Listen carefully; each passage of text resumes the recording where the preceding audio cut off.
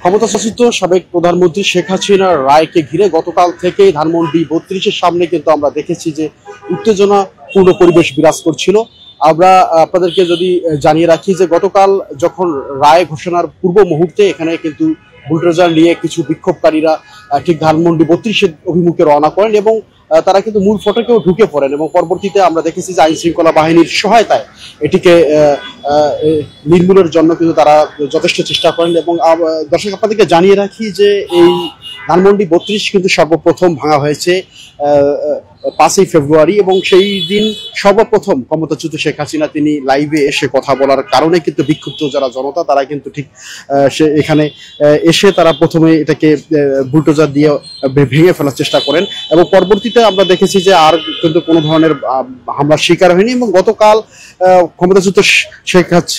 সাবেক প্রধানমন্ত্রী শেখ হাসিনার এই রায়কে ঘিরেই কিন্তু আমরা দেখেছি যে উত্তেজনাপূর্ণ পরিবেশ বিরাজ করছিল এবং বিভিন্নভাবে যারা বিক্ষোভকারীরা তারা এখানে এসে ভাঙার চেষ্টা করেছিল এবং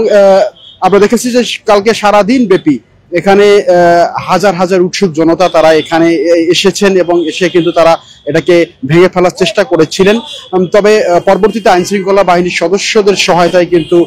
সেটিকে কোনোভাবেই তারা ভাঙতে পারেননি। দর্শক আপনাদেরকে জানিয়ে রাখি যে ২৪-এর গণ অভ্যুত্থানকে কেন্দ্র করে মানবতা বিরোধী অপরাধের দায়ে দণ্ডিত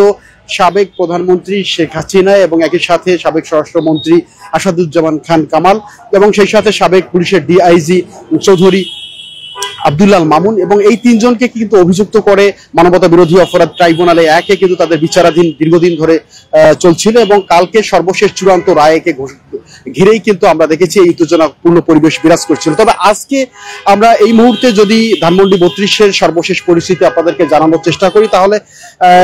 আজকে কিন্তু সকাল থেকে আইন শৃঙ্খলা বাহিনীর সদস্যরা তারা এখানে অবস্থান করছেন। একই সাথে বিজিবি সদস্য, পুলিশ সদস্য এবং সেনাবাহিনীর যারা সদস্য রয়েছেন তারাও এখানে এসে কিন্তু পুরো নিরাপত্তার চাদরে এই ধানমন্ডি ৩২-কে তারা ঢেকে ফেলেছেন কোনোভাবেই যেন কোনো মবের সৃষ্টি না হয় এবং ধানমন্ডি ৩২-এ যেরকম আছে এবং তার উপর যেন পুনরায় আবার কোনো ধরনের আঘাত না হানতে পারেন সেই দিক থেকে কিন্তু তারা বিবেচনা করে এখানে আজকে কঠোর অবস্থায় কিন্তু তারা রয়েছেন। এবং আপনাদেরকে দেখতে পাচ্ছেন যে মূল ফটকে ধানমন্ডি ৩২-এর যে একদম প্রবেশদ্বার সেই প্রবেশদ্বারেই কিন্তু পুলিশ বাহিনীর সদস্য এবং বিজিবির সদস্য সেখানে মানব প্রাচীর গড়ে তুলেছেন এবং ভিতরে আমরা যদি বলি সেখানে কিন্তু পুলিশ এবং সেনাবাহিনীর যে সরঞ্জামগুলো রয়েছে নিরাপত্তার স্বার্থে তারা কিন্তু সেগুলো ভিতরে রেখেছেন এবং আজকের যেহেতু গতকালকে এই ধরনের বিশৃঙ্খল পরিবেশ বিরাজ করছিল আজকে তারা কিন্তু চূড়ান্ত নিরাপত্তার স্বার্থে ভিতরে কোনো ধরনের সাধারণ মানুষ থেকে শুরু করে সাংবাদিক কাউকে কিন্তু ভিতরে প্রবেশ করতে দিচ্ছেন না এবং তারা বলছেন যে নিরাপত্তার স্বার্থে আসলে তাদের আজকে কাউকে এখানে প্রবেশ করতে দিবেন না এবং পরিস্থিতি স্বাভাবিক হলে তখন সকলেই প্রবেশ করতে পারবেন বলে তারা বলছেন। দর্শক আজকে এই মুহূর্তে আমরা ধানমন্ডি ৩২-এর সর্বশেষ